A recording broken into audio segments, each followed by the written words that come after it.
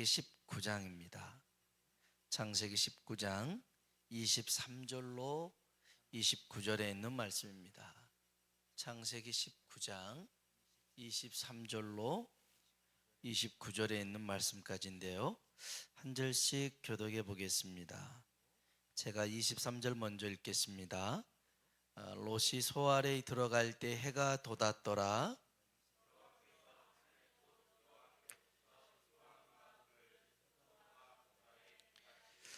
그 성들과 온 들과 성에 거주하는 모든 백성과 땅에 난 것을 다 엎어 멸하셨더라.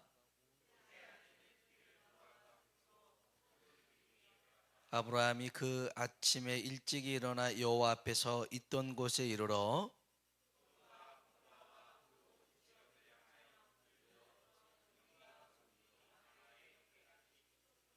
같이요. 하나님이 그 지역의 성을 멸하실 때 곧 롯이 거주하는 성을 엎으실 때 하나님이 아브라함을 생각하사 롯을 그 엎으시는 중에서 내보내셨더라. 아멘, 아멘. 우리 한번 서로 인사할까요? 하나님의 은혜가 당신에게 임하기를 원합니다. 하나님의 은혜가 당신에게 임하기를 원합니다. 아멘. 한 번 더요. 하나님이 당신에게 복 주시기를 원합니다. 하나님이 당신에게 복 주시기를 원합니다. 아멘. 똑같은 곳을 바라보더라도요, 어떤 생각을 가지고 있냐에 따라서 행동이 달라집니다. 제가 예전 사역지에 개 2마리를 밖에서 키웠거든요. 근데 한 마리 개는 흰색이었어요. 진돗개였고요. 또 다른 개는 좀 누렁이었죠. 시고르 자부종, 이런 종이었어요. 시고르 자부종. 잡종이라는 소리죠, 뭐. 시골개. 하나는 진돗개고 하나는 그냥 시골 똥개 이게 키웠는데요. 아무튼 이제 그 묶어놓은데 그 뒤에 보면 쓰레기장이 있었어요. 음식물 쓰레기 이렇게 땅에다 묶어냈거든요. 근데 이 두 녀석이 항상 그걸 봐요. 그쪽을 봐요. 그래서 이 시골의 자부종은 그 음식물 쓰레기 심어놓으면 풀리면 어떻게 가면 거기서 먹을 수 있을까? 몇 번 풀리면 막 거기 가서 막 그 음식물 쓰레기를 먹고 그래요. 그런데 진돗개는요, 그러지 않아요. 그 쓰레기장을 보면서 고양이가 오나 안 오나, 새가 오나 안 오나, 그래서 그 고양이나 새를 잡으려고 쳐다보는데 이 누렁이는 거기에 심겨진 버려진 음식물을 먹으려고 그렇게 서로 생각이 달랐더라고요. 여러분, 우리가 사는 세상에서 우리는 주위 환경에 영향을 많이 받죠. 그래서 좋은 환경을 찾습니다. 그래서 좋은 환경을 또 부모들이 만들어 주려고 그러잖아요. 맹모 삼천지교라고, 그 맹자의 어머니가 맹자를 키우려고 3번이나 이사를 하잖아요. 묘지에서 또 시장에서 서당으로 바꿔가면서 하는데, 우리 신앙생활에도 주변의 영향을 받아요. 어떤 환경에서 어떤 울타리에서 신앙생활 했냐에 따라서 그 신앙의 색깔도 또 달라질 수가 있어요.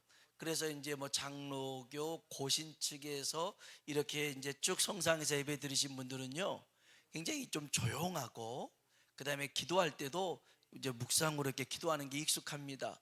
그런데 순복음이나 뭐 감리교 이런 오순절 계통의 그런 데서 신앙생활하면 뜨겁게 찬양을 하고 또 통성기도 하는 것이 그게 좋아요. 안 그러면 답답함을 느낀다고 그래요.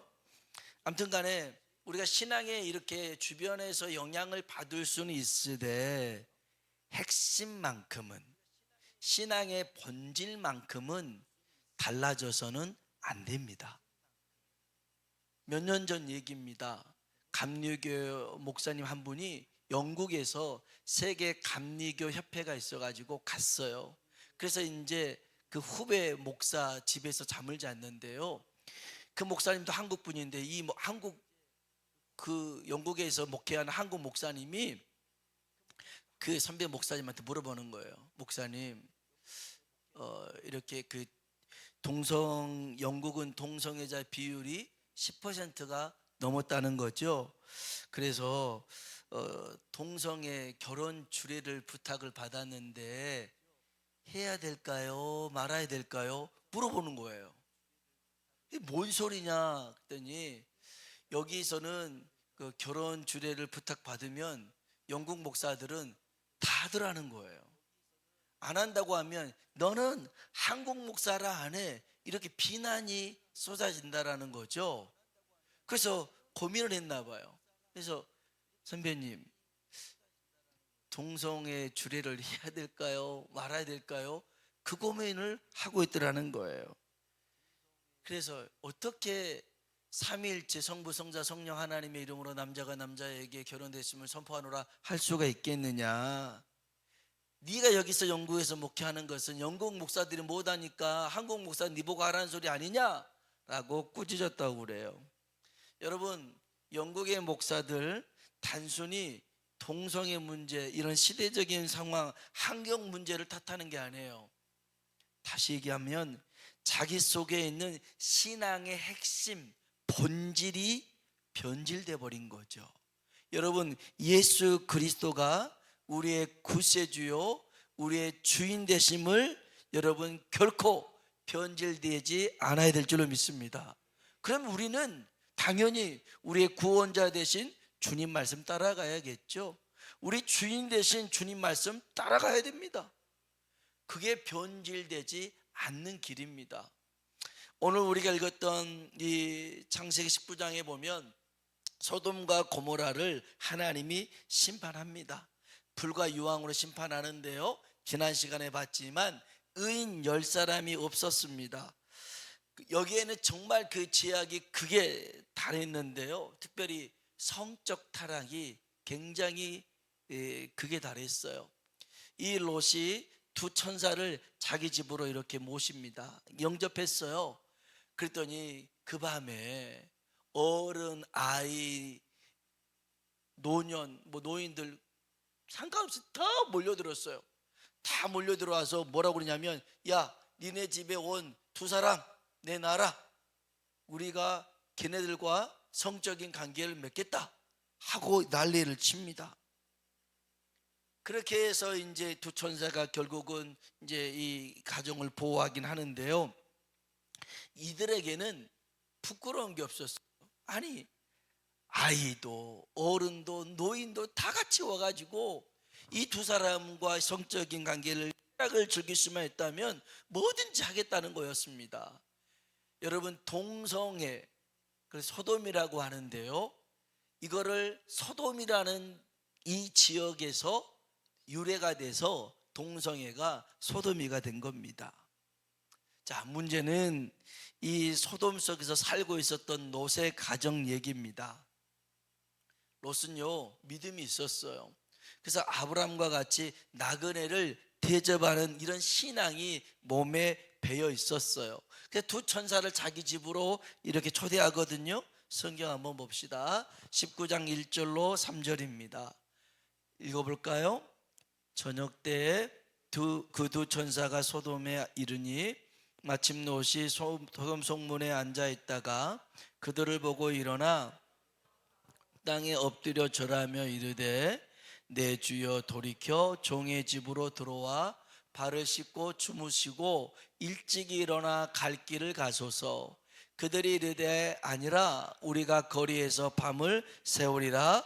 롯이 간청하매 그제서야 돌이켜 그 집으로 들어오른지라. 롯이 그들을 위하여 식탁을 베풀고 무교봉을 구우니 그들이 먹으니라. 아멘. 아멘. 참, 이런 모습은 롯에게 있어서 정말 귀한 모습이죠. 따뜻한 모습입니다. 베드로의 말을 따르면 무법한 자들 속에서 고통을 받는 그런 롯의 모습일 수 있습니다.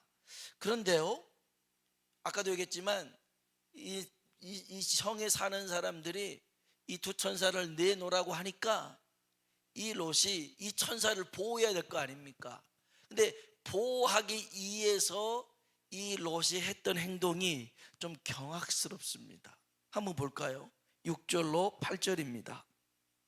6절로 8절 같이 한번. 없어요? 없어. 제가 안 줬나 봐요. 우리 6절로 성경 찾아보면 본문에 있으니까 6절로 8절 읽어봅시다. 롯이 문 밖에 무리에게로 나가서 뒤로 문을 닫고 이르되, 청하노니 내 형제들아, 이런 악을 행하지 말라. 내게 남자를 가까이 하지 아니한 두 딸이 있노라. 청하건대 내가 그들을 너희에게로 이끌어내리니 너희 눈에 좋을 대로 그들에게 행하고 이 사람들은 내 집에 들어왔은즉 이 사람들에게는 아무 일도 저지르지 말라. 아멘. 아멘. 이 두 천사를 보호하기 위해서요, 자기 두 딸을 내주겠다라는 겁니다. 이거 말도 안 되는 소리잖아요. 아마도 이 롯도 이 소돔과 고모라에 살면서 그 시대 상황이나 이런 환경들의 영향을 받았습니다. 나중에 보면요, 롯의 아내가 소돔 구덩이 되어서 죽죠. 그리고 롯과 두 딸이 산으로 도망을 합니다. 이때 두 딸이 어떤 일을 벌이냐면, 야, 이제는 우리와 결혼할 사람도 아무도 없으니까 우리가 자녀를 낳고 후손을 이어가야 되지 않겠냐, 그러면서 아버지에게 술을 먹입니다. 그리고 큰딸이 아버지와 동침하고 다음에 또 아버지에게 술을 먹여서 작은딸이 동침하는 이런 말도 안 되는 일들이 펼쳐지게 됩니다. 여러분, 롯의 생각과 두 딸의 생각, 여러분 이것 때문에 사실은 소돔과 고모라가 멸망받는 거 아닙니까? 그런데도 이런 일들을 문화라는 것, 이게 그때 그 상황이라는 것, 이런 걸로 치부해서 아무런 죄책감이나 양심 없이 한다고 하는 것이 큰 죄악이라는 것이죠. 오늘자 국민일보를 봤는데요, 거기에 이제 이런 게 있었어요. 트럼프가 속한 정당이 공화당입니다. 미국의 트럼프가 섞여 있는 정당이 공화당인데, 이 공화당을 지지하는 사람들이 보수 신앙, 보수 정치라고 하면서 이제 그 남침례교가, 보수 신앙을 가진 침례교가 공화당을 지지합니다. 그런데요, 2008년도에 이 공화당을 지지하는 그리고 보수 신앙을 가진 사람들이 한 달에 교회를 나가는데 한 달에 한 번 이상 나가는 사람이 절반이었대요.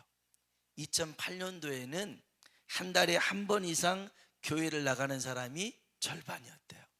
근데 재작년이죠, 2022년에는 공화당을 지지하는 침례교 보수신앙을 가진 사람들이 1년에 한 번 교회를 나가더라는 거예요. 1년에 한 번. 그러면서 자기들은 신앙을 가지고 있어요. 이 사람들은 뭐 하는가 봤더니 그 유튜브에서 우파 정치를 보고 난 다음에 기도하고 그런다는 거예요. 와, 이게 십몇 년 사이에 이렇게 변해버렸어요. 그러면서 자기들은 믿음 좋은 사람이라는 거죠. 신문에 나온 얘기를 인용합니다. 여러분, 그래서요, 우리가 시대적인 영향은 안 받을 수는 없으나 다시 우리 신앙의 핵심 본질은 변화돼서는 안 될 줄로 믿습니다. 여러분, 아까 얘기했잖아요. 예수님은 나의 구원자가 되시고 나의 주인이 되시면 우리는 그분의 말씀을 따라가야 됩니다. 따라가야 되는 거예요. 주님 말씀을 제대로 따라간다면 이런 결과가 도출될 수 있겠어요? 그렇지 않는다는 겁니다. 우리 생각해 봅니다. 그래도 이 롯이 이 소돔과 고모라에 살다 보니까 영향받은 거 아니겠어요? 롯을 그렇게 동정할 수 있을지 모릅니다. 좀 바꿔봅시다. 만일 소돔과 고모라 땅에 롯이 아니라 아브람이 살았으면 어떻게 했을까? 한번 생각을 해보자는 거예요. 똑같은 장소에 아브람이 살았더라면 저는 아브람은 그렇게 살지 않았을 거라고 봅니다. 창세기 12장부터 아브람의 신앙 스타일이 있습니다. 그는 철저하게 하나님 중심이었고요, 말씀 중심이었습니다. 아브람은 하나님 중심, 말씀 중심. 그래서 최소한 아브람이 이 소돔과 고모라 땅에 살았더라면 두 가지는 했을 거예요. 하나는 의인 10명은 만들었을 거예요. 봤잖아요. 소돔 땅을 중보기도하면서 의인 10사람을 위해서 기도했잖아요. 그 세월 그 시간 동안 아브라함은 정말 하나님의 말씀을 전하면서, 왜냐하면 그 주변에 있는 사람들이 그 그랄 왕이었던 아비멜렉이 다 아브라함을 보면서, 야, 너는 하나님이 복을 준 사람이야, 하나님이 너와 함께 있어, 나랑 언약을 맺자, 이런단 말이에요. 그러니까 아브라함의 삶으로 하나님을 보여줬거든요. 여기에서는 보여주지 않았겠어요? 마땅히 보여줬을 거라고 저는 생각합니다. 여러분, 우리의 신앙은요, 자라남이 있어야 됩니다. 성장해야 됩니다. 그렇지 않으면 안 되는 거예요. 히브리서 5장 12절 한번 볼까요? 히브리서 5장 12절 읽어봅시다. 때가 오래되었으므로 너희가 마땅히 선생이 되었을 터인데, 너희가 다시 하나님의 말씀의 초보에 대하여 누구에게서 가르침을 받아야 할 단단한 음식은 못 먹고 젖이나 먹어야 할 자가 되었도다. 아멘. 신앙생활을 오래 했으면 이제는 선생이 돼야 될 터인데, 여전히 어린아이가 있고 말씀의 초보 단계에서 그렇게 있더라는 거예요. 그렇게 있어요. 제가 어느 분한테 연락을 드렸어요. 기도하면서 하나님 주신 말씀이 있어서, 성도님, 올해 신앙 성장, 올해 신앙에 대한 결단이 뭐세요? 어떤 마음을, 신앙의 결단을 어떻게 마음 먹고 있으세요? 하면서 주중에라도 한번 예배에 나오시면 좋겠어요 라고 이렇게 연락을 드렸어요. 아직 답을 못 받았어요. 답을 못 받았는데, 여러분, 우리 신앙이요, 자라나야 돼요. 퇴보하는 신앙이 아니라 성장하는 신앙이 되어야 되길 주의 이름으로 축복합니다. 자라지 못하고 성장하지 못하고 어린아이로만 있는 신앙은 마치 한 달란트를 가진 사람이 땅에 묻어두고 아무것도 안 한 사람과 같아요. 주님이 그 사람을 책망하셨다는 것 여러분 기억하시면 좋겠습니다. 소돔의 심판 가운데에서도 하나님의 은혜로 롯은 구원받았죠. 구원받았습니다. 그런데 그 구원을 정말 자랑스러운 구원이라 할 수가 없어요. 정말 부끄러운 구원일 수밖에 없겠죠. 이런 구원에 관해서 고린도전서 3장에 보면 12절로 15절에 보니까 이런 그리스도의 심판대가 나와요. 한번 봅시다. 고린도전서 3장 12절로 15절입니다. 읽어볼까요? 만일 누구든지 금이나 은이나 보석이나 나무나 풀이나 집으로 이 터 위에 세우면 각 사람의 공적이 나타날 터인데, 그날이 공적을 밝히리지. 이는 불로 나타내고 그 불이 각 사람의 공적이 어떠한 것을 시험할 것임이라. 만일 누구든지 그 위에 세운 공적이 그대로 있으면 상을 받고, 누구든지 그 공적이 불타면 해를 받으리지. 그러나 자신은 구원을 받되 불 가운데서 받은 것 같으리라. 아멘. 구원은 받아요. 구원은 받은데 남는 게 하나도 없어요. 왜냐하면 고난을 통과해서 남아야 되는 그런 믿음이 있어야 되는데, 고난만 만나면 다 없어져 버리는 거예요. 다 없어져 버려요. 그래서 우리가 부끄러운 구원이 되지 않도록 주를 위해서 헌신하고 충성하고, 때를 얻든지 못 얻든지 듣든지 안 듣든지 힘써 복음을 전해야 될 줄로 믿습니다. 아브라함은 아마 거기에 있었더라면 10사람은 전도했을 거라고 생각해요. 또 하나가 있어요. 아브라함이 소돔과 고모라에 살았더라면 그는 제약된 도시를 떠났을 것입니다. 하나님은 죄를 미워하고 싫어하신 분입니다. 악은 어떤 모양이라도 버리라고 말씀하셨습니다. 굳이 제약의 자리에 있으면서 믿음을 테스트할 필요가 없습니다. 피 흘리기까지 싸우라.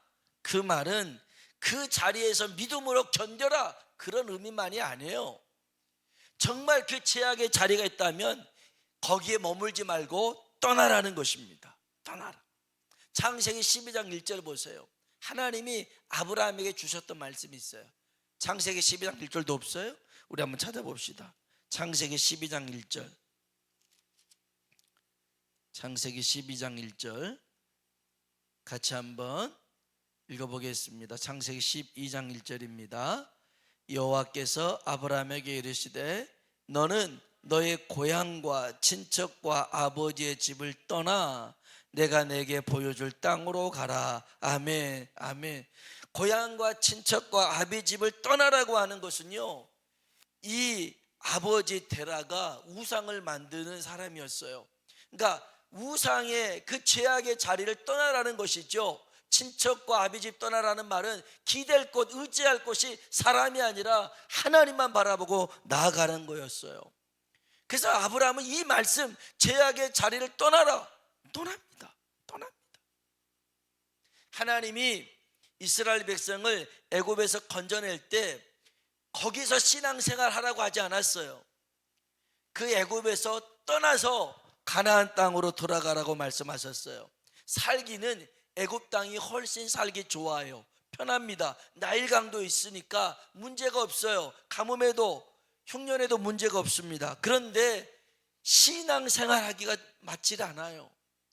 불편하더라도 광야를 거쳐서 약속의 땅으로 가라는 거였어요. 그런데 롯은 그 땅을 못 떠나잖아요. 그럴 만한 이유가 있어요. 여러분, 진짜 싫으면 떠납니다. 아무리 좋은 걸 줘도요, 싫잖아요. 그러면 떠납니다. 정말 좋은 뷔페를 갖고 레스토랑을 갔는데 내가 제일 배기 싫어하는 사람은 같이 있어 밥 먹으러 해보세요. 그러면 앞에 있는 스테이크가 있어도 떠납니다. 떠나요. 같이 밥을 먹을 수가 없어요. 여러분, 안 떠난 이유가 뭐예요? 거기에 미련이 있으니까 안 떠나는 거예요. 여전히 뭔가가 남아있으니까, 발목을 잡고 있는 것이 있으니까 안 떠난 거예요. 심판이 임박합니다. 천사가 재촉을 합니다. 그런데도 롯은 지체를 해요. 성경 봅시다. 창세기 19장 15절 16절입니다 15절 16절 같이 한번 볼까요?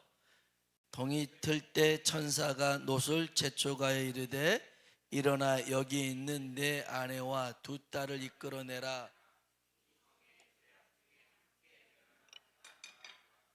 그러나 롯이 지체하며 그 사람들이 그 아내의 손과 두 딸의 손을 잡아 인도하여 성 밖에 두니 여호와께서 그에게 자비를 더하심이었더라. 아멘. 아니, 천사들은 재촉하는데 롯은 지체를 합니다. 여러분, 정말 그 가끔 뉴스에서 보잖아요. 사고가 납니다. 막 터널에서 막 사고가 나서 불길이 있습니다. 그러면요, 냅다 도망가기 시작합니다. 차 안에 뭐 뒀는지, 차가 얼마나 비싼지 그거 중요하지 않아요. 지체하지 않고 도망갑니다.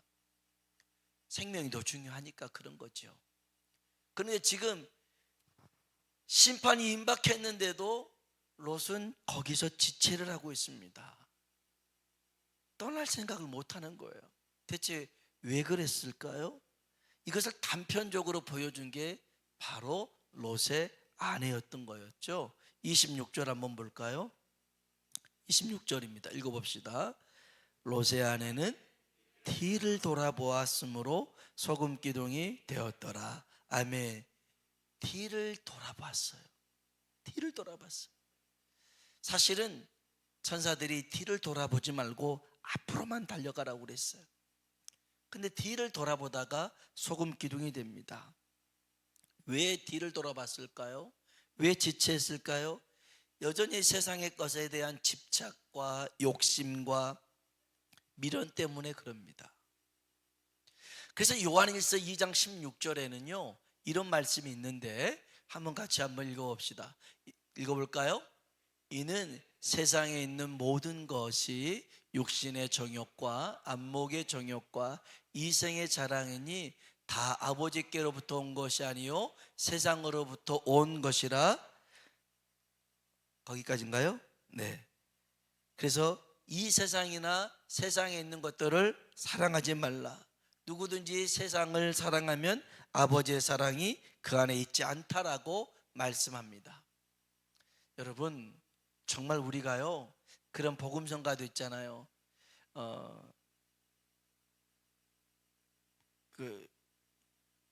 뭐 어떻게 시작하지?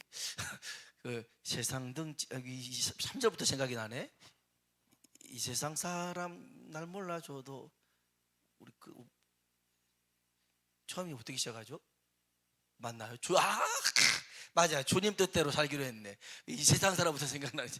주님 뜻대로 살기로 했네. 주님 뜻대로 살기로 했네. 그 다음에 뭐예요? 뒤돌아서지 않겠네. 이 세상 사람 날 몰라줘도, 이 세상 사람 날 몰라줘도 뒤돌아서지 않겠네. 뒤돌아서는 게 문제죠. 쟁기를 손에 잡고 앞을 봐야 되는지 자꾸 뒤를 보는 겁니다. 여러분, 주님이 이 마지막 때를 살아가고 있는 우리에게 아주 중요한 당부의 말씀을 하는 게 있어요. 누가복음 21장 34절입니다. 같이 한번 읽어볼까요? 너희는 스스로 조심하라. 그렇지 않으면 방탕함과 술취함과 생활의 염려로 마음이 둔하여지고 뜻밖의 그날이 덕과 같이 너희에게 임하리라. 아멘. 너희는 스스로 조심하래요. 그렇지 않으면 방탕함과 술취함과 생활의 염려로 마음이 둔해져서 주의 오시는 날을 맞이하지 못하더라는 거예요. 저는 이 말씀 보다가 방탕하면, 술 취하면, 그렇게 제 세상에 살아가면 모를 수 있죠. 그런데 생활의 염려라는 게 있어요. 이거 생활의 염려 없는 사람 어디 있어요? 다 있죠. 근데 그 염려에 빠지면 마음이, 심령이 둔해져서 하나님의 음성을 못 듣는 거예요. 주님의 때를 놓쳐버리더라는 것입니다. 그래서요, 소돔과 고모라는 불과 유황의 심판 속에 사라지고 맙니다. 그 모습을 우리 창세기 19장 28절은 이렇게 얘기하고 있습니다. 읽어볼까요? 소돔과 고모라와 그 온 지역을 향하여 눈을 들어 연기가 옹기가마의 연기같이 치솟음을 보았더라. 아멘. 아멘.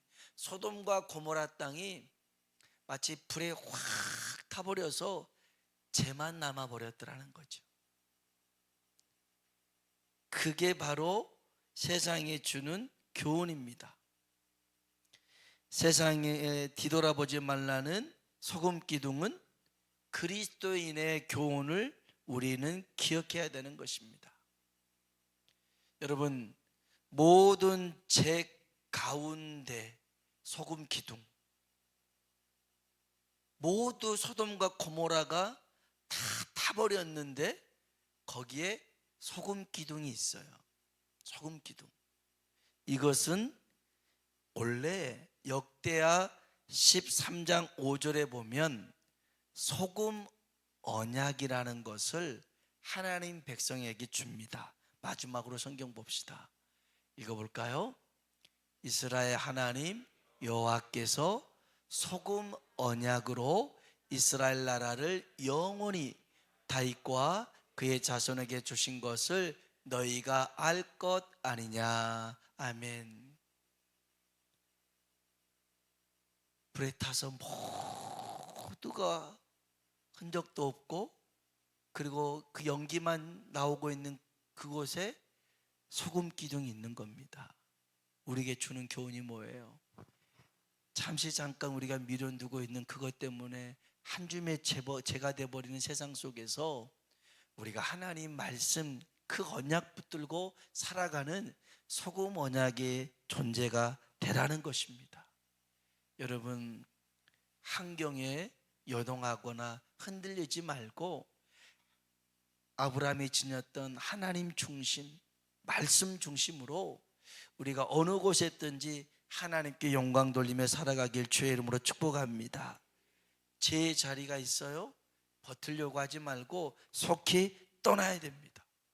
그리고 세상을 사랑하지 말고 주님을 사랑하는 저와 여러분이 되길 주의 이름으로 축원합니다.